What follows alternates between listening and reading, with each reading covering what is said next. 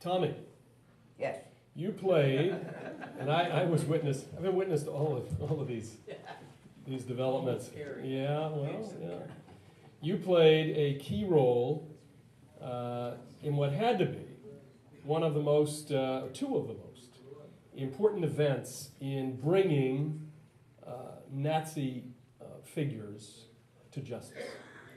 In 1994, ABC News correspondent Sam Donaldson followed up on a report and knocked on the door of an elderly textile merchant in Bariloche, Argentina. Amazingly, the old man had so little fear of being exposed that he didn't hesitate in admitting to this famous American TV correspondent that he was the infamous Erich Priebke. When Donaldson told the world about Priebke brazenly living in the open in Argentina, a worldwide cry erupted to bring him to justice, and he would be convicted in 1997. Tommy, pick up the story there and tell us how B'nai B'rith became involved and what role you personally played as B'nai B'rith president. Thank you, Dan. First, I want to thank all my colleagues for their dedicated service to B'nai B'rith. You absolutely cannot imagine what each of us have experienced during our terms of office. And I want to thank you for allowing me the opportunity and the honor to serve B'nai B'rith, the Jewish people in the state of Israel. Erich Priebke was a Nazi, a war criminal. He was a captain in the SS and responsible for the massacre of 335 Italians in a cave outside of Rome in 1944. He was also responsible for sending 7,000 Italian Jews to Auschwitz, to their deaths. But with respect to this particular massacre, what had happened was that the partisans, Italian partisans, had killed some 30 Nazi soldiers, and Hitler personally instructed Priebke to kill 10 Italians for every German soldier killed, which would be 330, but he added 5 more just for good measure. Among them were about 70 Jews, the elderly, youngsters as young as 14 were rounded up. He personally shot at least, we know 1, and we think 2. Our organization at the time, through our the predecessor to the International Human Rights Public Policy Division, which we have now, was interested in pursuing Nazi war criminals.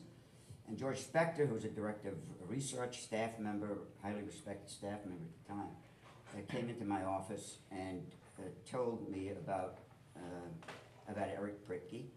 And I saw the broadcast on primetime by Sam Donaldson of Priebke.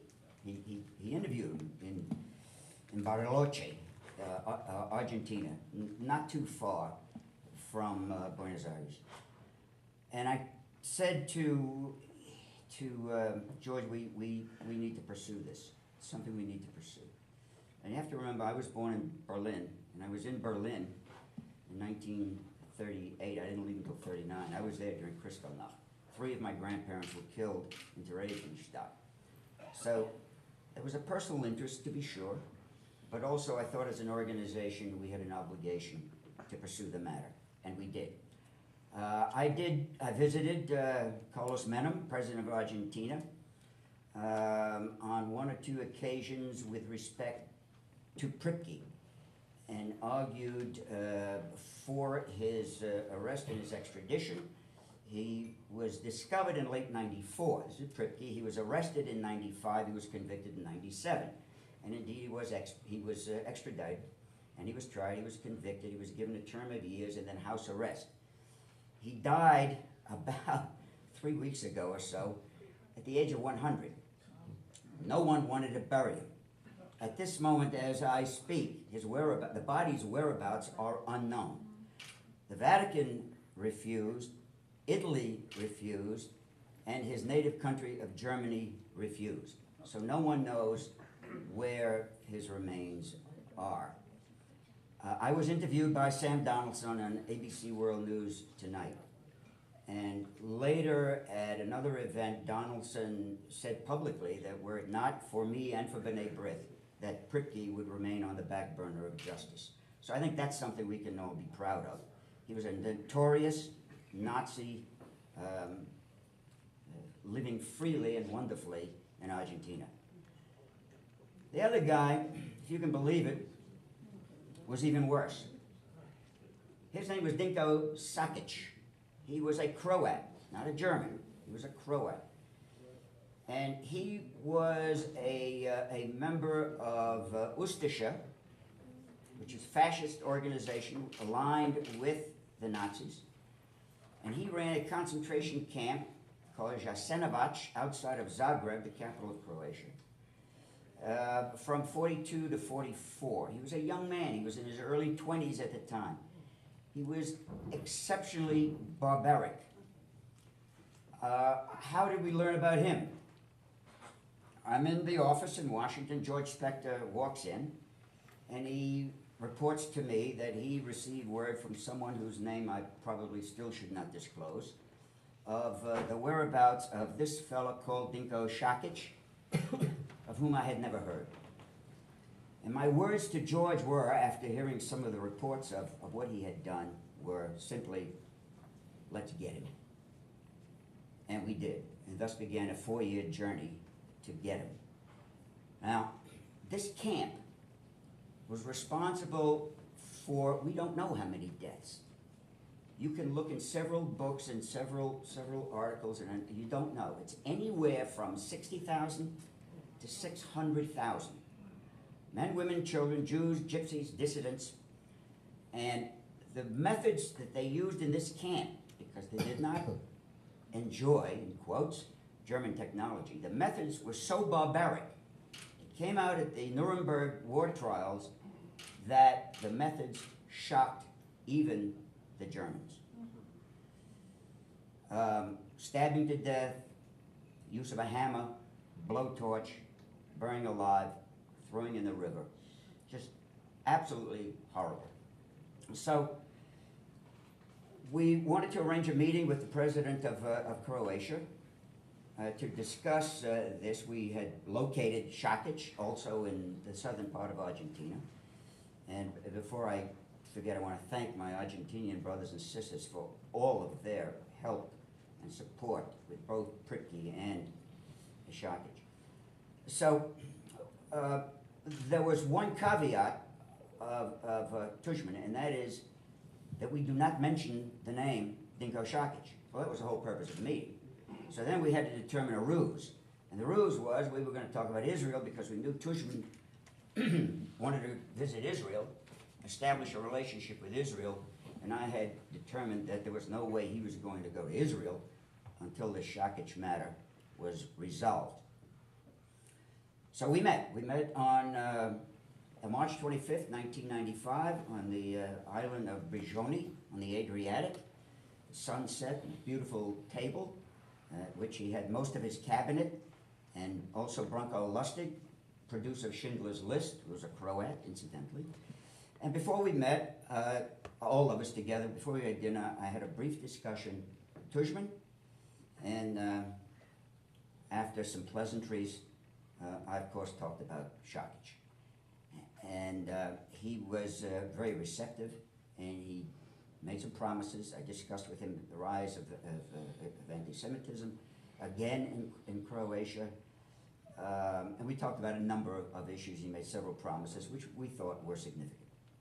So then began, because we don't have enough time here, but then began a series of meetings, we'll call it shuttle diplomacy, between Menem, Tushman, with whom I developed a level of trust because I could meet with him anytime I wanted, the United States ambassador to Croatia, whose embassy he allowed me to use in Zagreb as a B'nai B'rith office, anytime, to give news reports, to do anything I wanted, essentially. The ambassador of Croatia to the United States, Mimo Jujul, wonderful man, Department of Justice, Department of State, and this went on for 4 years until he was ultimately arrested, extradited, and tried in March of 1999. I had made, Tushman wanted me to be an international monitor, which I had demanded. I had 7 demands. 7 demands.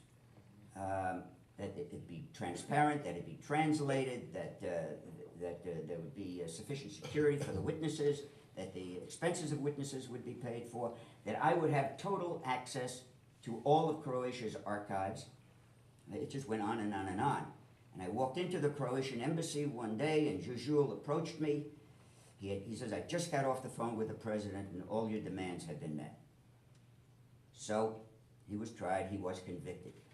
Now I sat there, and I went back and forth several times to sit in the court, and my seat was there, and I was as close to him as I was to, let's say, Alan.